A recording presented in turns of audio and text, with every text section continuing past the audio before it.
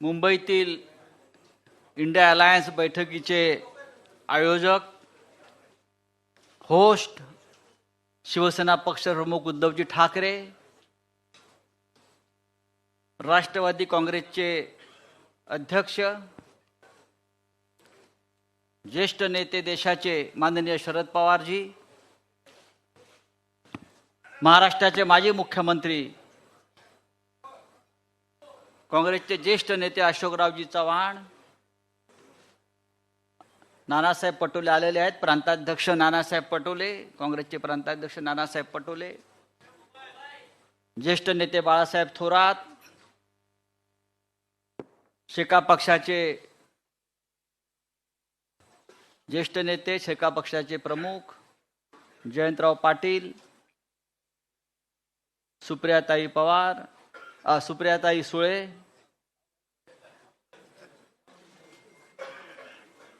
युवा सेनेचे अध्यक्ष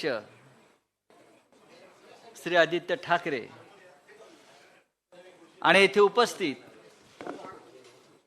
यहाँ उपस्थित सभी पार्टी के सभी मान्यवर नेतागण और पूरे देश भर से जो मीडिया यहाँ आया है, उन सभी का मैं स्वागत करता हूं। आज की प्रेस वार्ता बहुत ऐतिहासिक है, हिस्टोरिक है। पटना और बेंगलुरु के बाद इंडिया अलायंस मुंबई में मिलने जा रही है और उस बारे में सभी जानकारी जो आपको चाहिए, जो कल से शुरू होने जा रही है, उस बारे में आपसे बातचीत करने के लिए सभी नेतागण उपस्थित है। आपने देखा होगा कि मुंबई का पूरा माहौल इंडियामय हो गया है। पूरे देश में इंडिया की सिर्फ 3 बैठकें हो रही है, लेकिन ममता दीदी ने आज कहा है, जो ममता दीदी का भी आगमन हो रहा है, कि रसोई गैस 200 रुपया सस्ता हो गया। ये इंडिया की सिर्फ 2 बैठकों का कमाल है। लालू यादव जी कल निकले पटना से मुंबई के लिए,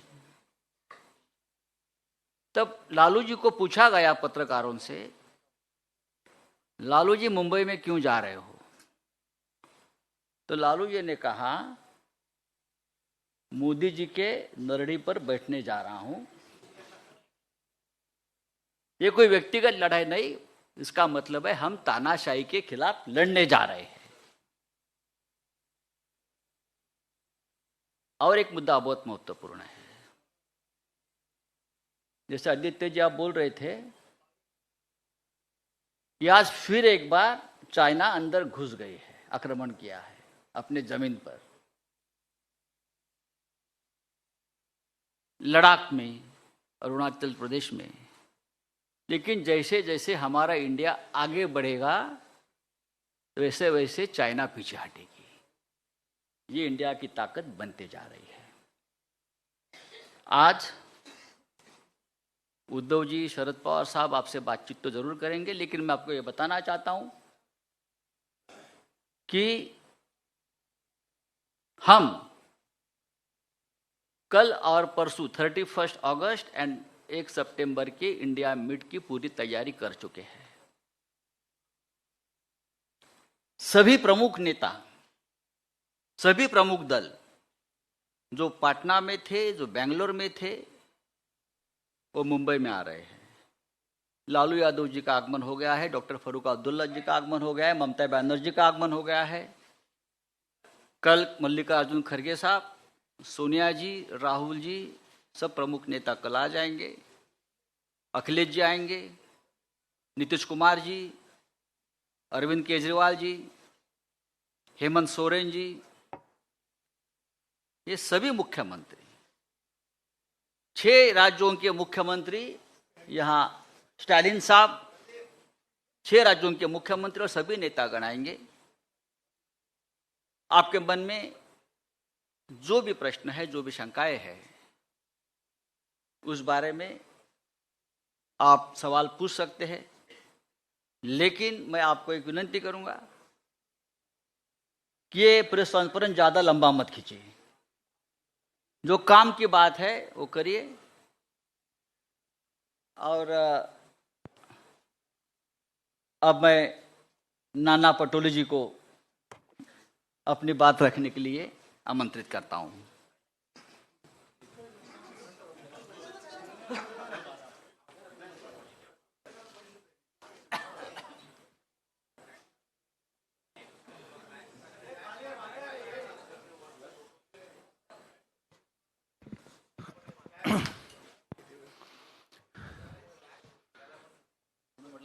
हमें बहुत खुशी है कि महाराष्ट्र में इंडिया अलायंस की मीटिंग होने जा रही है। उसकी तैयारियां पास पूरी हो चुकी है। महाराष्ट्र के कल्चर के आधार पर, महाराष्ट्र के संस्कृति के आधार पर आए हुए मेहमानों का उसी तरह सत्कार किया जाएगा। और इंडिया अलायंस में बढ़ती शुरू है।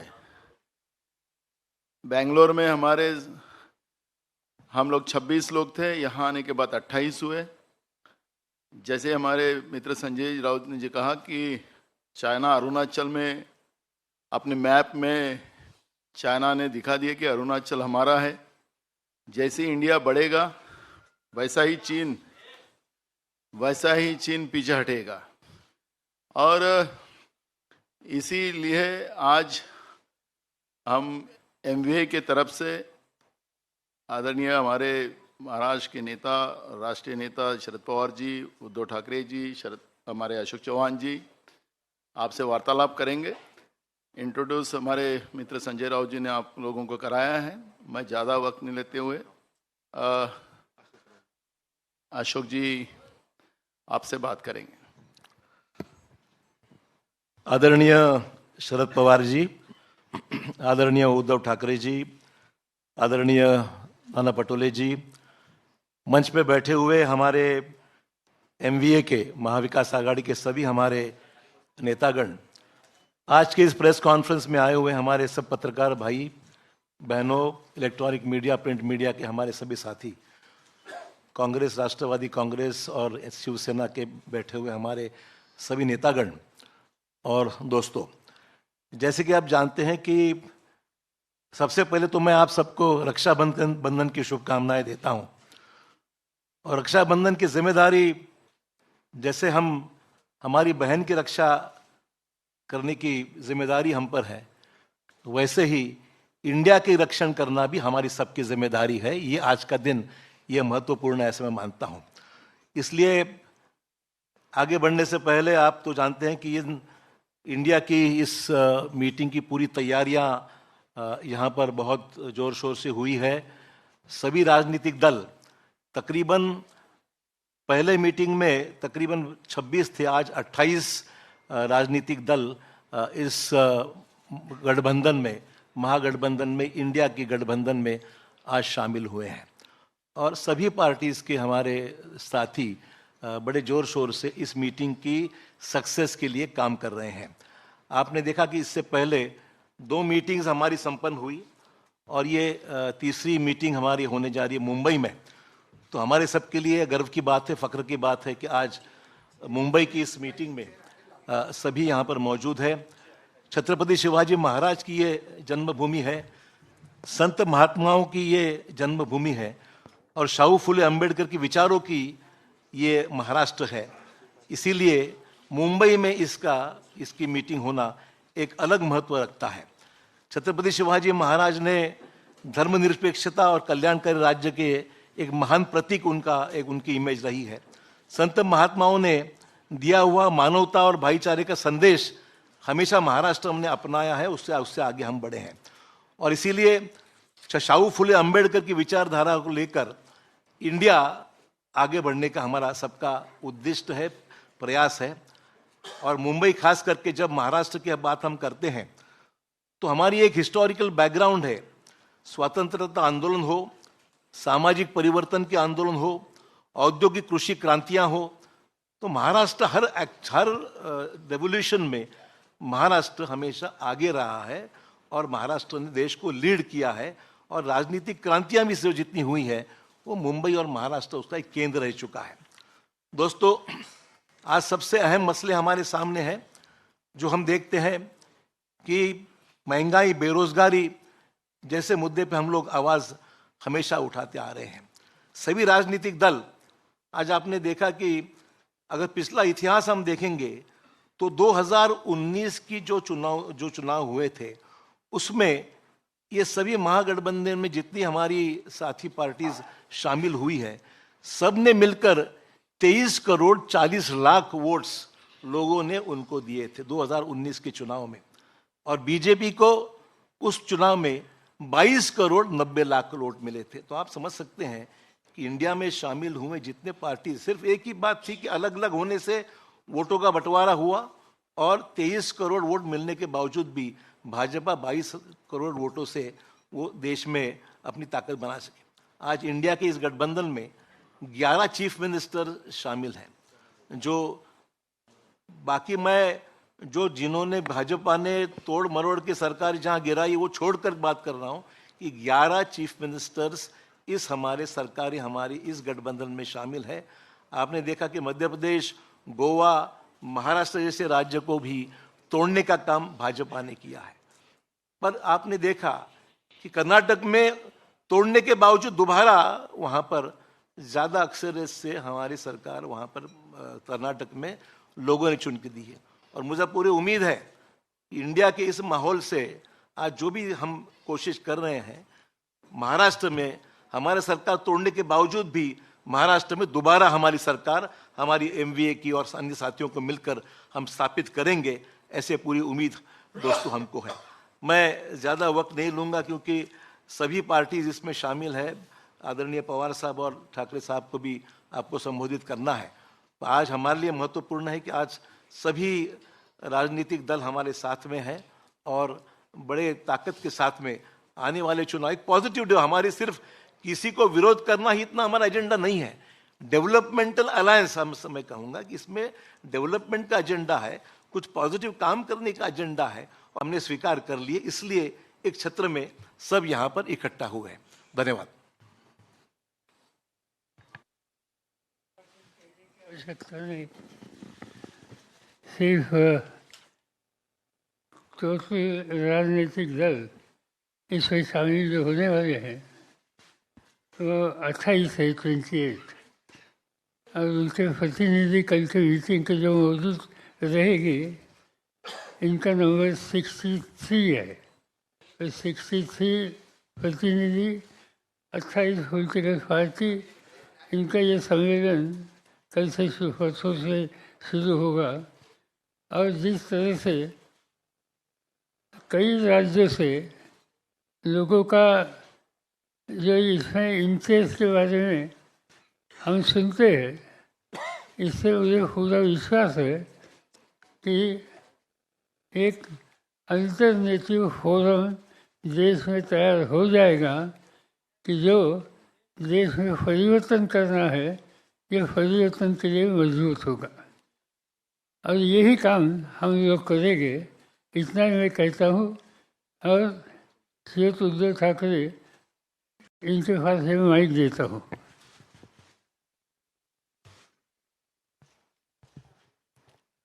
आदरणीय पवार साहेब, व्यासपीठावर माझ्यासोबत बसलेले सर्वच माझे मान्यवर सहकारी आणि पत्रकार आणि तिन्ही पक्षाच्या पदाधिकारी बांधवांनो आणि भगिनींनो, मराठी आणि हिंदी दोन्ही भाषांमध्ये बोलणार आहे। जसं अशोकरावांनी रक्षाबंधनाच्या शुभेच्छा दिलेल्याच आहेत, त्याचप्रमाणे मी सुद्धा सर्वांना, देशातील सर्व माझ्या मातांना आणि भगिनींना रक्षाबंधनाच्या शुभेच्छा देतो।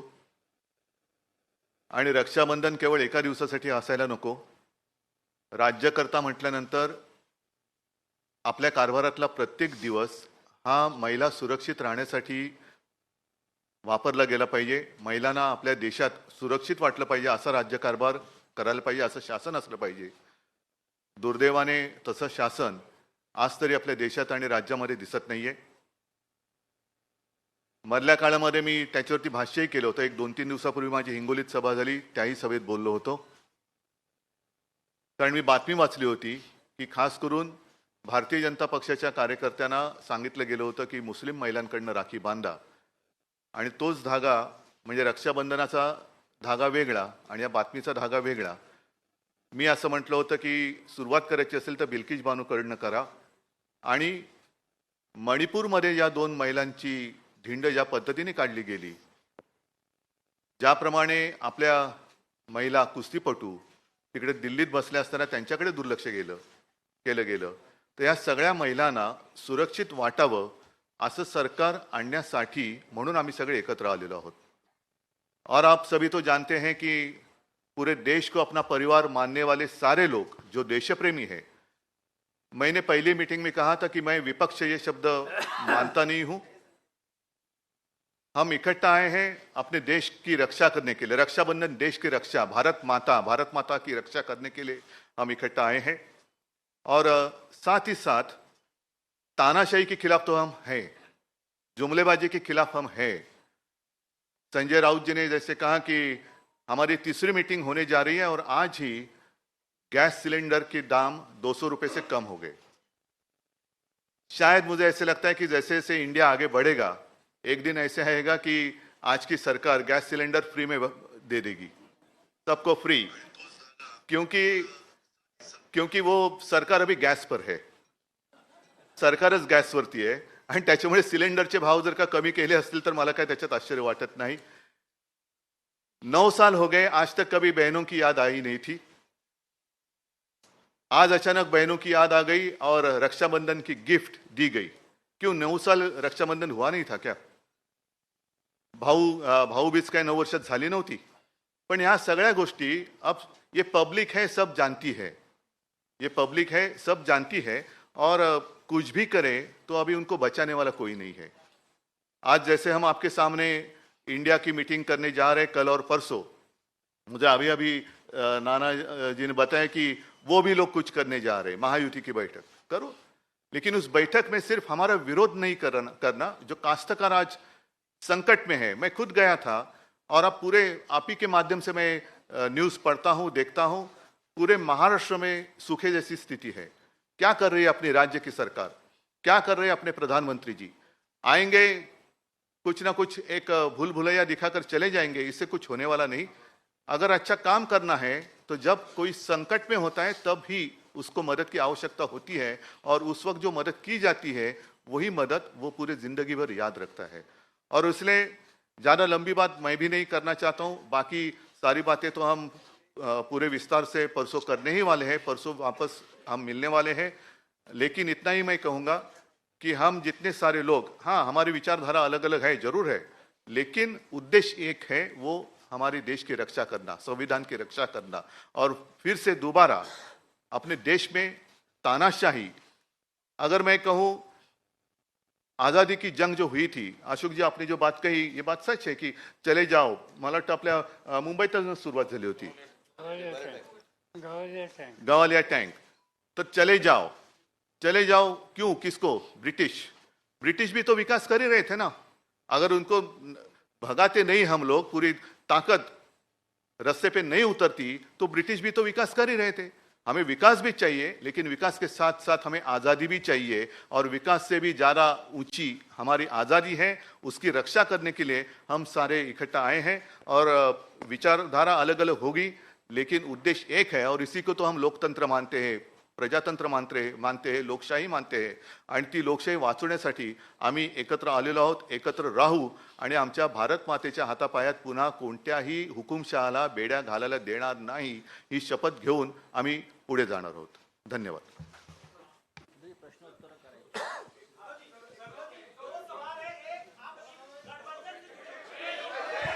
शांत रहा प्लीज, सायलेन्स. एकच मिनिट, तुम्ही फक्त कोणाला प्रश्न विचारणार तेच सांगून करा.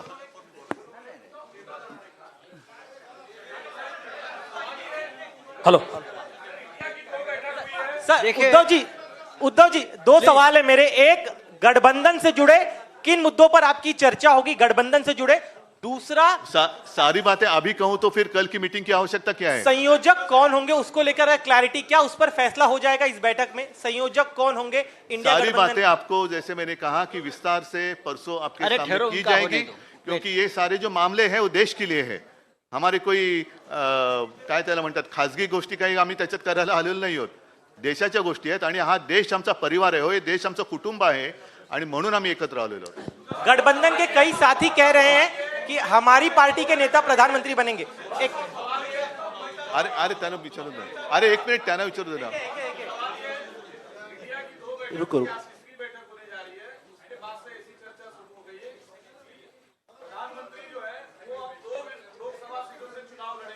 क्या आप दोनों बनारस में या जहां से वो दूसरी सीट से चुनाव लड़ेंगे संयुक्त सभा करेंगे? अरे चुनाव तो अभी दूर है ना, जब की बात तब देखी जाएगी. उद्धव जी, एक सवाल ये है कि जिस तरीके से हम अलग अलग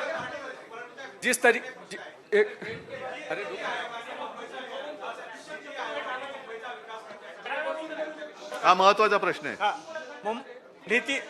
नीती आयोगाने मुंबईमध्ये विकास करण्यासाठी त्यांनी एक आराखडा तयार केला आहे. महाराष्ट्रामध्ये खास करून आता केंद्राचं इकडे या ठिकाणी दखल आहे, म्हणजे मुंबईला वेगळं करण्याचा हा एक मोठा प्रयत्न आहे, डाव आहे, असं वाटतं का तुम्हाला? हा, तुमच्या प्रश्नाचा अर्थ हा सर्वसामान्य जनतेच्या मनामध्ये त्यांना तो समजलेला आहे आणि आता लोकांच्या लक्षात आलं असेल की महाविकास आघाडीचं सरकार का पडलं. कारण मी मुख्यमंत्री होतो, माझे सहकारी इकडे बसलेले आहेत, अशोकराव आहेत, आदित्य जयंतराव आहेत, थोरात साहेब आहेत. जयंतराव तुम्ही मंत्रिमंडळात नव्हतात, नाना तर अध्यक्ष होते, पण त्यावेळेला सुद्धा केंद्रात त्यांचं सरकार असताना असा कोणताही प्रस्ताव आणण्याचं धाडस त्यांनी केलं नव्हतं. मुंबई वेगळं करणं आणि मुंबई केंद्रशासित करणं हा डाव आता उघड झालेला आहे.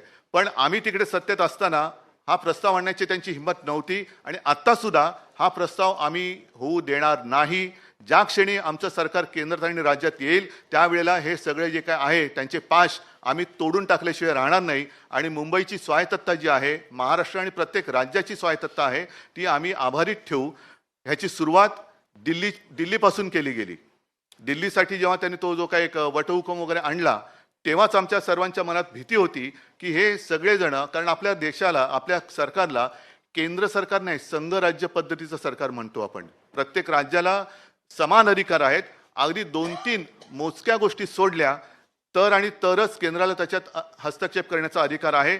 पण हा हस्तक्षेप हा दिवसागणिक ते वाढवत चाललेत. राज्यांची आणि शहरांची स्वायत्तता मारून सर्व काही एकछत्रीपणा आणायचा, ही छत्री आम्ही तोडून मोडून टाकल्याशिवाय राहणार नाही. थोड्या दिवसाची गोष्ट आहे. सरकार आमचं दोन्हीकडे आल्यानंतर हे सगळे असे उफराटे निर्णय जे त्यांनी घेतलेले आहेत ते आम्ही पुन्हा उलटे फिरवल्याशिवाय राहणार नाही. उद्धव जी 2 सवाल ऐसा है कि अरे बाकी लोगों को सवाल पूछिए. हम अलग अलग विचारधाराओं के साथ एक आए हैं. उद्धव जी, अब विपक्ष लगातार ये कह रहा है. मराठी होने दो. हाँ, मैं एकदा मराठी देखिए पहले मराठी पूरा होने दो. पहले मराठी करो, बाद में हिंदी में बोले. हाँ, मराठी पहले मराठी करो. मराठी सर. हाँ, पहले मराठी करो.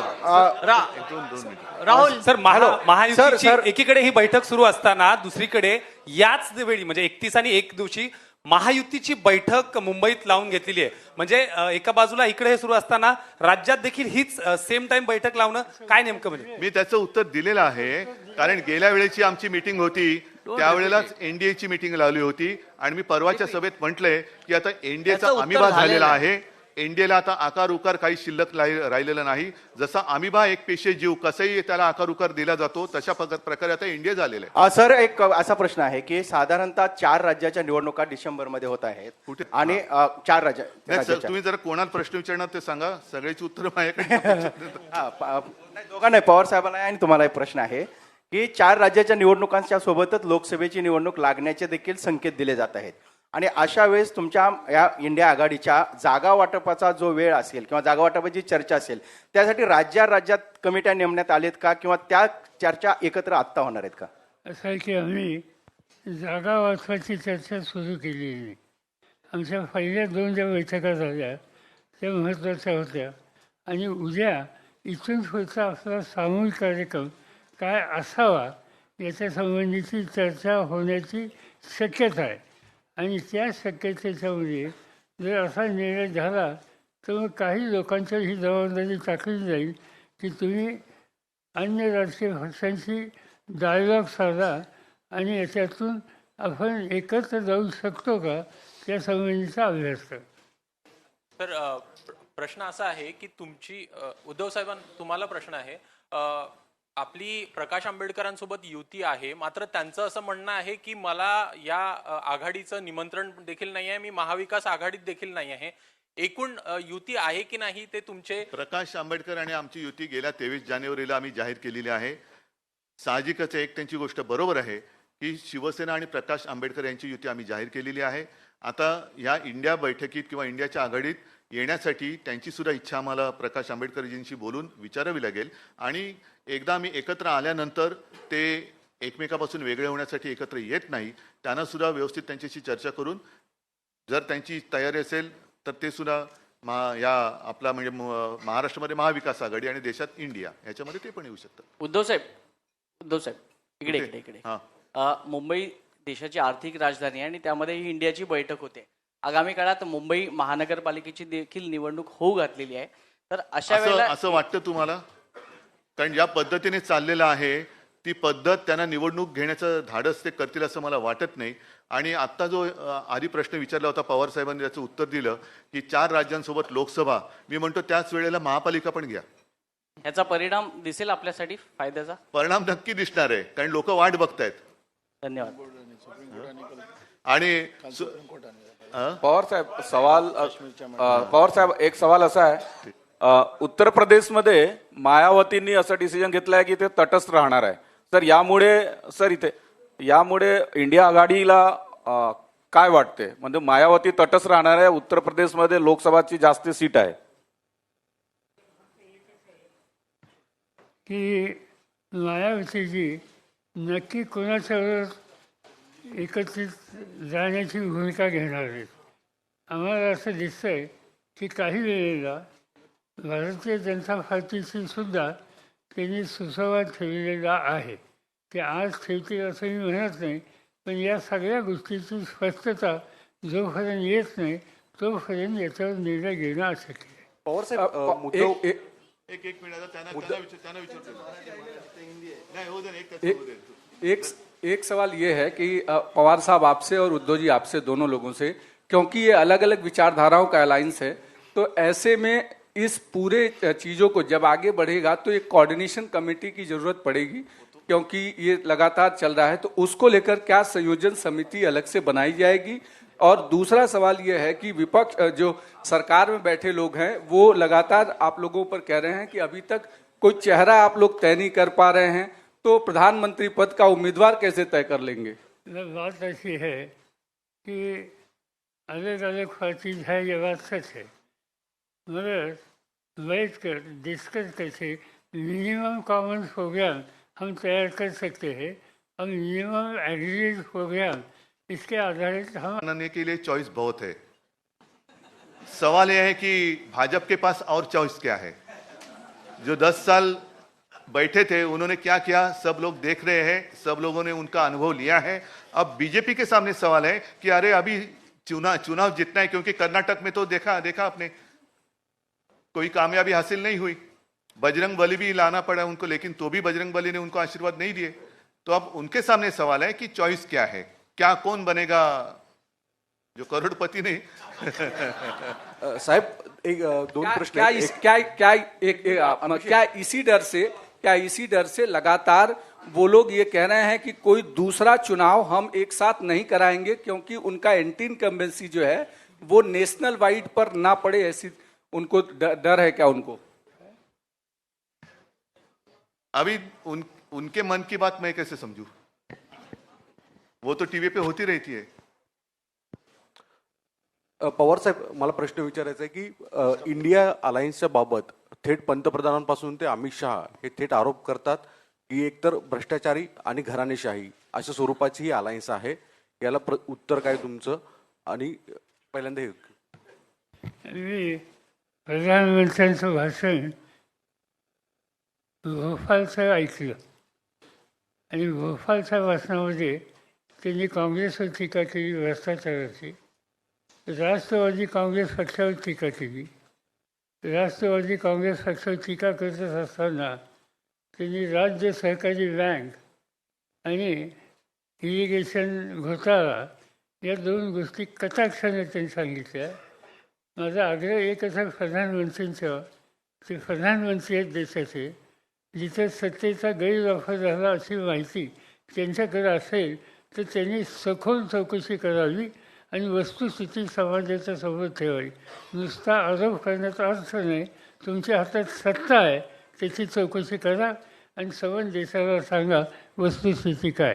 पवार साहेब, एक प्रश्न असा आहे पवार साहेब, आपल्यासोबत आपले काही सहकारी बाजूला गेले, त्यामुळे अनेक लोक आपल्या संभ्रमणात आहे. जे काही पार्ट्याज आहेत देशभरामधले त्यांचाही संशय आहेत की पवार साहेब आमच्यासोबत आहेत आणि त्यांचे काही सहकारी भाजपसोबत आहे. हा संभ्रम मोठा आहे, लोकांमध्ये आहे, कार्यकर्त्यांमध्ये आहे. काही संभ्रम नाही. या लोकांना त्यांची जागा उद्याच्याला या राज्याचे मतदार दाखवतील. अजिबात स्पष्टता आमच्या सगळ्या हितचिंतकांच्यामध्ये आहे. पवार साहब, दिनेश पवार साहब, दो सवाल है. क्या असदुद्दीन ओवैसी, सवाल ये है कि आपने तो कह दिया कि संभ्रम नहीं है, भ्रम नहीं है, लेकिन कांग्रेस और शिवसेना के नेता कहते आए हैं कि लगातार भ्रम बना हुआ है. आज की जो पत्रकार परिषद है ना, वो इंडिया के बारे में है, अपने देश के बारे में है. कोऑर्डिनेशन बाकी हम लोग तो मिलते रहते, उस वक्त ये सारे सवाल जवाब हो सकते हैं. पवार साहेब प्रश्न असा आहे, पवार साहेब आपण सगळ्या विरोधी पक्ष, सगळ्या पक्षांना आपण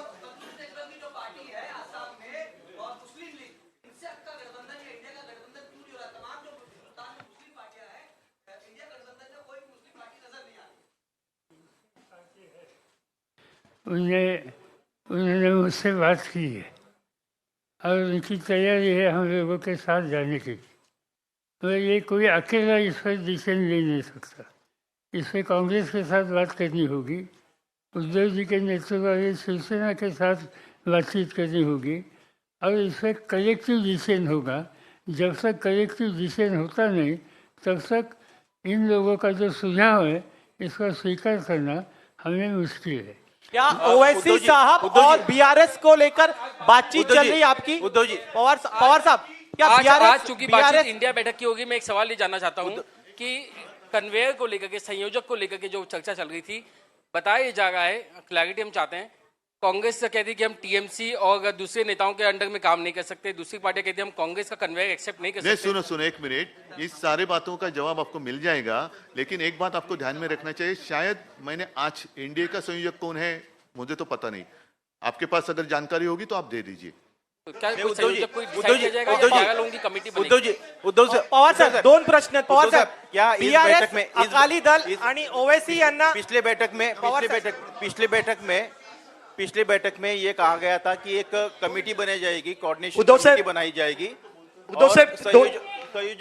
संयोजक पिछली बैठक में तय हुआ था कि मुंबई के बैठक में एक कोऑर्डिनेशन कमेटी बनाई जाएगी सभी लोगों की, या फिर संयोजक जो है उस पर चर्चा होगी. क्या ये दोनों मुद्दे होंगे जो अलग अलग नाम और आ रहे, कोई संयोजक चुना जाएगा? एक पहला सवाल है. नहीं, इसलिए तो मैंने पहले शुरुआत में कहा ना कि परसों हम दोबारा मिल रहे हैं और उस वक्त कल और परसों जितनी सारी बातें होगी आपके माध्यम से पूरी जनता, देश की जनता के लिए हम सबके सामने रखेंगे. उद्धव साहेब, दोन विषय लगता है. पहिला प्रश्न तुमच्यासाठी आहे. उद्धव साहेब, पहिला प्रश्न तुमच्यासाठी आहे. तुम्ही मगाशी म्हणालात की इंडियाची बैठक आहे, इंडियाच्या विषयावरती बोललं पाहिजे. आज सगळे एकत्र आहेत, पण सातत्यानं सामनामधून शरद पवार आणि अजित पवार यांच्यावरती सातत्याने टीका केली जाते. हा विसंवाद का आहे की कुठेतरी सतत टीका होते आणि तुम्ही, जेव्हा आम्ही आमचं वैशिष्ट्य आहे ज्यांच्या सोबत असतो त्यांच्यावर टीका करतो. आणि दुसरा पवार साहेब, दुसरा प्रश्न असा आहे की साधी गोष्ट आहे,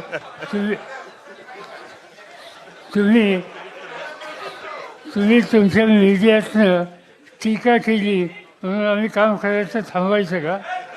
तुम्ही तुमचं काम करा, आम्ही आमचं काम करतो. बरं पवार साहेब, शिवसेनेचे नेते मागणी करतात की उद्धव ठाकरेंना पंतप्रधान पदाचा उमेदवार म्हणून घोषित करावं.